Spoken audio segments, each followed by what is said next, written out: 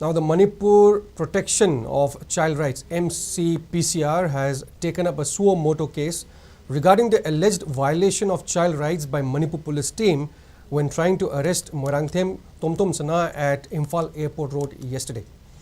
The Commission has sought a detailed report from Superintendent of Police Imphal West and Social Welfare Director regarding the incident, alleging violation of child rights under Section 13(1)(j) of Commission for Protection of Child Rights Act 2005.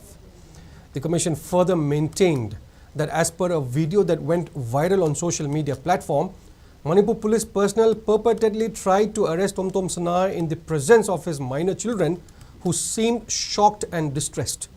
It violates the rights of the child, and subsequently, Mcpcr has sought a detailed report within 5 days from relevant authority.